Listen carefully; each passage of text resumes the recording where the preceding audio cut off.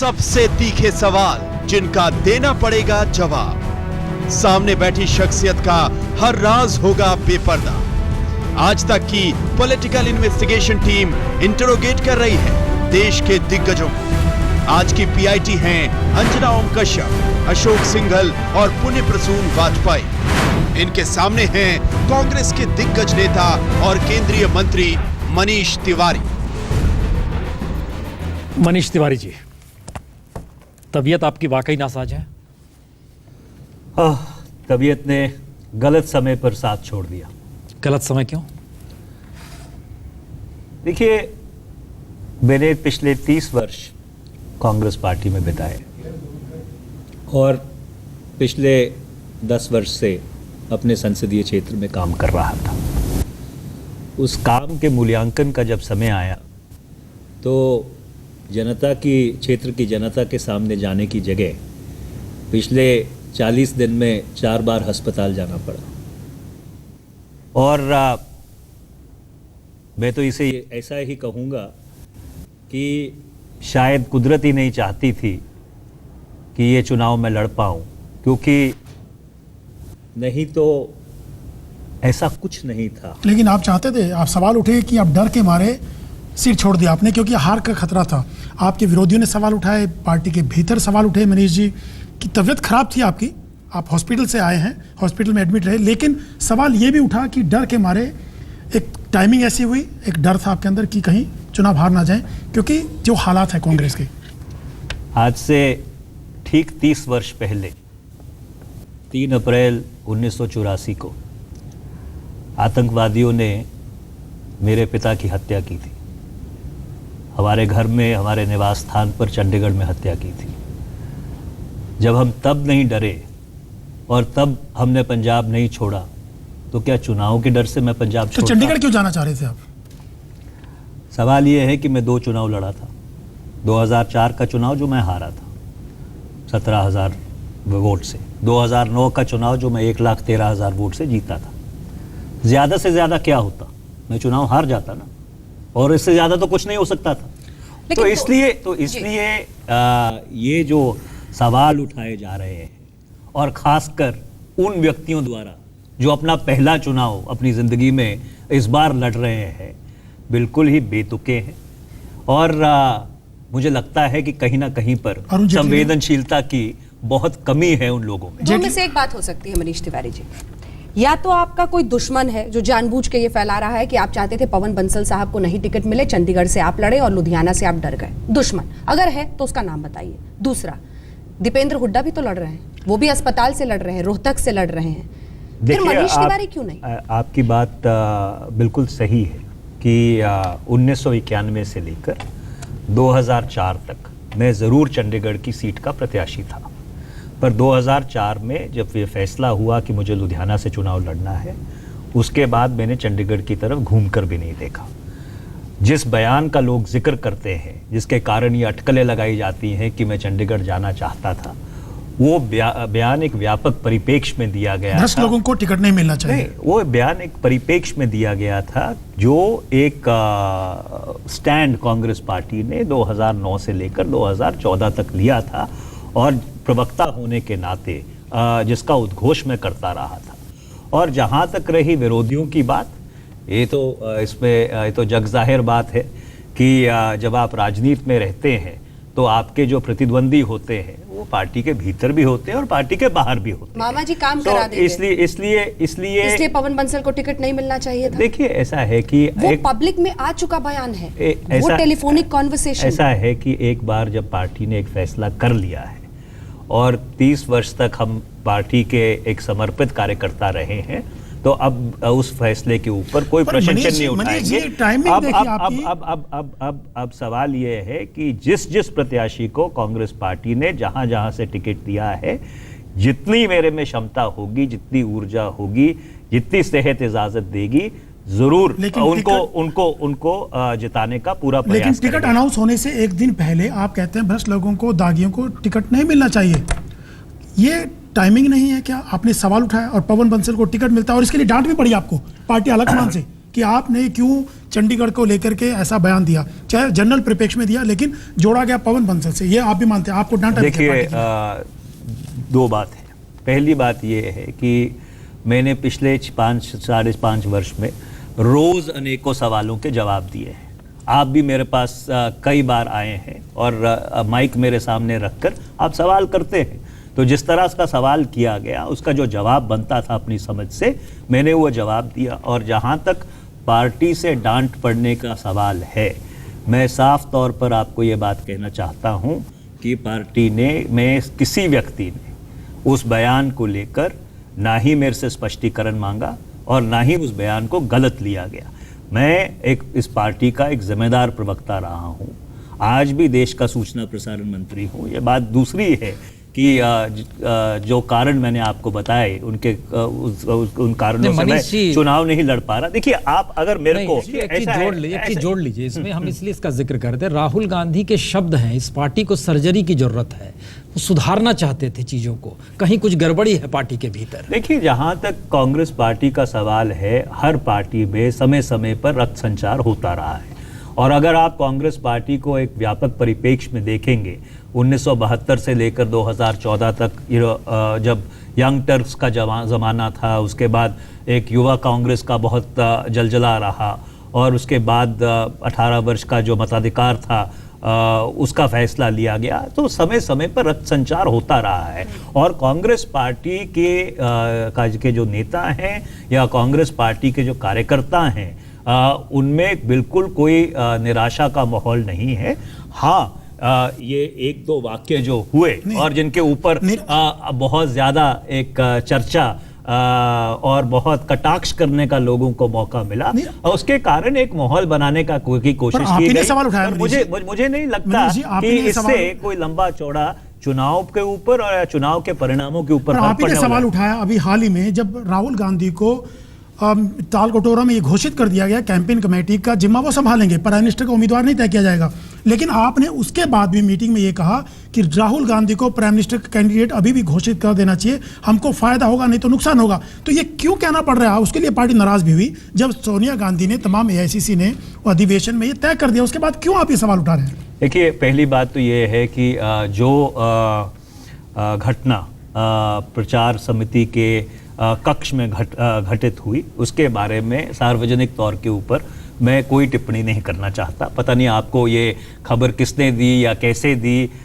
या क्यों दी, पर हाँ, पार्टी का एक फैसला था। पर उसके अब ये तो आपका आंकलन है ना कि मैंने कहा, मैं तो नहीं कह रहा है कि मैंने कहा, पर हाँ, कांग्रेस पार्टी में वो आज़ादी है, कांग्रेस पार्टी में अभी भी वो लोकतांत्रिक परंपरा है कि हर तो बेहतर होता प्राइम मिनिस्टर लोकतांत्रिक परंपरा है कि लोग अपनी बात कह सकते हैं। और शायद क्या कहते हैं, मैं उसका जीता जागता उदाहरण हूं कि अगर मैं आपकी बात को सच मानूं कि मैंने ऐसी बात कही, ये इस बात को प्रमाणित करता है। आपको लगता है कांग्रेस ने गलती की घोषित ना करके? देखिए, ऐसा है, ये बहस अब बंद हो चुकी है, क्योंकि ये तो आपका कहना है ना कि मैंने उठाई है।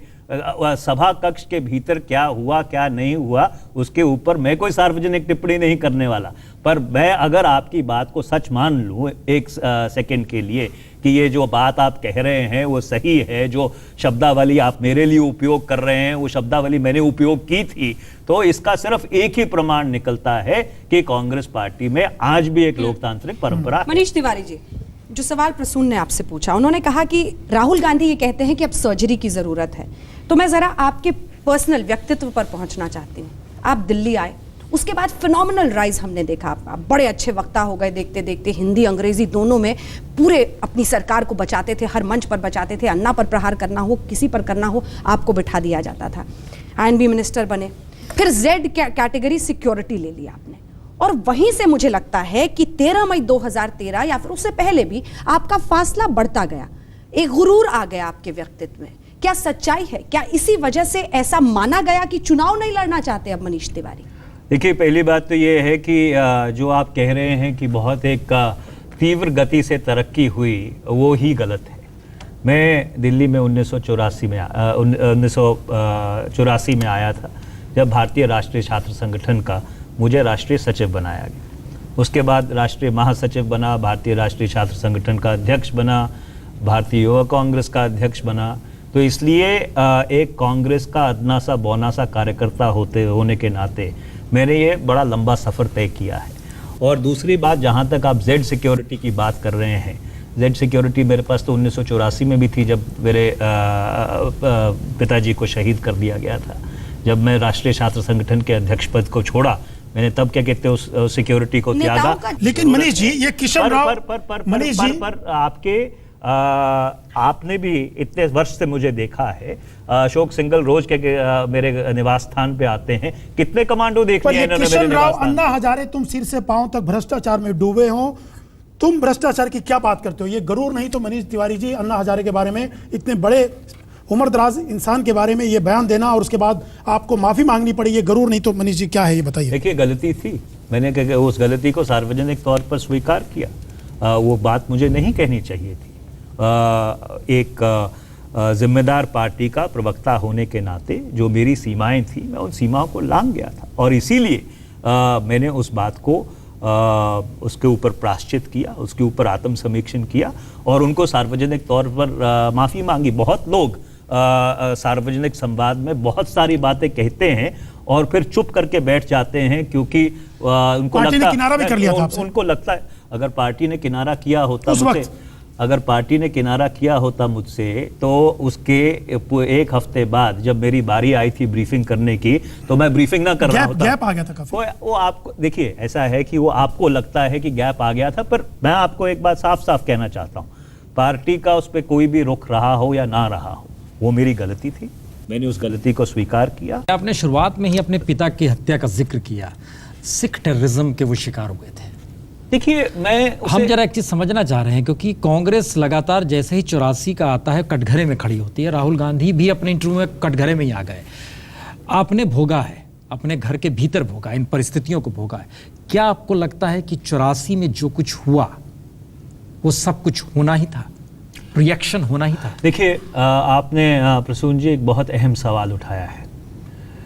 मेरे पिता हिंदू धर्म से संबंधित थे, मेरी माँ एक जट सिख है, तो ये कहना कि मेरे पिताजी सिख टेररिज्म का शिकार हो गए, ये बात बिल्कुल गलत है, क्योंकि जिन लोगों ने हमको पनाह दी उस वाकया के बाद, वो सब लोग सिख थे। मारने वाले भी संयोग से सिख थे। पर देखिए, धर्म, आतंकवाद का कोई धर्म नहीं होता, आतंकवाद का कोई मजहब नहीं होता, और ये हम सबका उत्तरदायित्व है, आज भी उत्तरदायित्व है कि जिन लोगों ने उनको इंजाम दिया, चाहे वो किसी राजनीतिक दल से संबंधित रखते हो या किसी भी समुदाय से संबंधित हो, उन लोगों को ज़रूर सज़ा देनी चाहिए। और इसीलिए अब जब आपने 2002 का जिक्र किया, देखिए, ये जो एक राजनीति चल गई है कि 2002 बनाम 1984, ये राजनीति ही गलत है।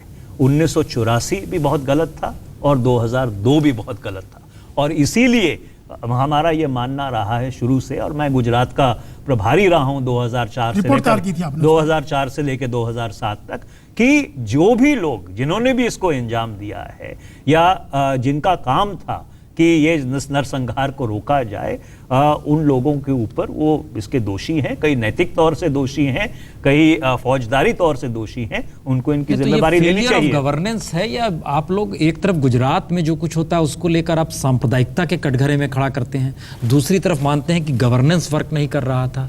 यही मुजफ्फरनगर को लेकर बार बार बात आई, हम अंतर नहीं समझ पाते। प्रसून जी, आपकी बात बिल्कुल सही है कि क्या ये गवर्नेंस फेलियर था, कि सरकार को जो काम करना चाहिए था अल्पसंख्यकों को बचाने के लिए या एक समुदाय के लोगों को बचाने के लिए, सरकार उस काम में विफल रही, या सरकार का इसमें, मेरी हिंदी थोड़ी सी कमज़ोर है, प्रोएक्टिव रोल रहा है। अगर आप उस घटनाक्रम को देखें तो जिस तरह से उन शवों को गोधरा से अहमदाबाद लेके आया गया और जिस तरह का माहौल बना, मैं नहीं कह रहा कि वो माहौल बनाया गया, पर जिस तरह का माहौल बना, उसके कारण ज़रूर कहीं ना कहीं ये शक और शुबा होता है कि सिर्फ गवर्नेंस फेलियर नहीं। ये आपने बड़ा बढ़िया जिक्र किया कि पार्टी के भीतर डेमोक्रेसी है, हाँ, डेमोक्रेसी भी है, ट्रांसपेरेंसी भी है। दो ही प्राइम मिनिस्टर हुए हैं जो गांधी परिवार से नहीं थे, पीवी नरसिम्हा राव और शास्त्री जी को हम जिक्र नहीं कर रहे हैं, वो एक ऐसे वक्त में थे जो इंदिरा गांधी हो नहीं सकती थी। पीवी नरसिम्हा राव भी खामोश रहते थे, वह भी एक चुटकुला अपने दौर में बन गए। मनमोहन सिंह भी इस दौर में चुटकुला बन गए ना बोलने की वजह से। हम जिक्र इसलिए कर रहे हैं क्योंकि हमें याद आ रहा है आप ही वो शख्स थे जो कैबिनेट की बैठक में थे और बाहर निकल के आपने बताया था कि कैबिनेट ने डिसीजन लिया है कि जो दागी होंगे उनके खिलाफ क्या कैबिनेट डिसीजन लिया है। राहुल गांधी ने फाड़ दिया कैबिनेट का डिसीजन, आप ही वो शख्स थे दोबारा निकलकर आपने अपने बयान को पलटा, अब कैबिनेट का ये डिसीजन है। ये डेमोक्रेसी है या गांधी परिवार का वर्चस्व है कांग्रेस के ऊपर कि और कोई सहन नहीं होगा? बोलेगा तो गांधी परिवार बोलेगा और कोई नहीं बोलेगा। देखिए, सवाल ये है कि आपकी बात बिल्कुल सही है कि पहला बयान भी मैंने ही दिया था और दूसरा बयान भी मैंने ही दिया था, और उसका कारण ये है कि सरकार का प्रवक्ता होने के नाते, कैबिनेट का प्रवक्ता होने के नाते जो कैबिनेट फैसला करती है वो मैं आपके समक्ष रखता हूं। तो एक प्रवक्ता का जो रोल है वो एक वकील का रोल होता है। A lawyer is wedded to his brief. So प्रवक्ता वो कहता है जो फैसला लिया जाता है। अब उसके बारे में मेरी निजी राय क्या है, उसके बारे में बाकी लोगों ने क्या कहा, वो जब एक दोबारा बैठेंगे तो उसके ऊपर विस्तृत चर्चा होंगे। रोबोट होता है, जैसे चलाया जाए। देखिए, ऐसा है कि प्रवक्ता का काम है कि जो फैसला कोई संस्था करती है उस फैसले का उद्घोष किया जाए। प्रवक्ता का ये काम नहीं है कि अपनी निजी राय व्यक्त करे। हाँ प्रसून जी, अगर आप मेरे को एक निजी कैपेसिटी में बुलाते हैं और आप मुझसे पूछते हैं कि आपका इसके ऊपर क्या रवैया है या आपका क्या परिप्रेक्ष्य है, तो मैं आपको बता सकता हूं। फॉर एग्जांपल, मैंने प्राइवेट मेंबर्स बिल मूव किया कि जो एंटी डिफेक्शन लॉ है उस एंटी डिफेक्शन लॉ को रिलैक्स किया जाना चाहिए। मैंने प्राइवेट मेंबर्स बिल मूव किया कि सीबीआई को ऑटोनॉमी देनी चाहिए। मैंने प्राइवेट मेंबर्स बिल मूव किया कि इंटेलिजेंस एजेंसीज की अकाउंटेबिलिटी होनी चाहिए। वो मेरी निजी राय। हमने ये बात इसीलिए आपसे पूछी क्योंकि बतौर प्रवक्ता आप वही कहते हैं जो सरकार फैसला लेती है, लेकिन बतौर चुनाव लड़ना आप वही सोचते हैं जो आप सोचते हैं। पार्टी चाहती थी आप चुनाव लड़े। देखिए, आपकी बात बिल्कुल सही है कि पार्टी चाहती थी कि मैं चुनाव लड़ूं और मैं भी चाहता था कि मैं चुनाव लड़ूं, लेकिन फैसला आपने अपने ले लिया। क्योंकि 30 साल एक संगठन को देने के बाद, अरे आप जा नहीं ना रहे हैं, पार्टी में हैं ना, 30 साल बार-बार जिक्र क्यों कर रहे हैं? मैं इसलिए कह रहा हूं कि और 10 साल एक क्षेत्र को देने के बाद बिल्कुल किसी का दिमाग ही खराब होगा कि वो जाके चुनाव नहीं लड़ेगा। कभी कभी परिस्थितियां इस तरह की बन जाती हैं और मेरी केस में परिस्थिति ऐसी बन गई थी कि मुझे ये फैसला लेना पड़ा कि मुझमें शायद वो क्षमता नहीं है कि मैं 40 दिन निरंतर लगातार प्रचार प्रसार कर सकूं। कहीं डर है कि राहुल गांधी का एडवर्स रिएक्शन कुछ? देखिए, ऐसा है कि मेरी जो अंतरात्मा है वो बिल्कुल साफ है।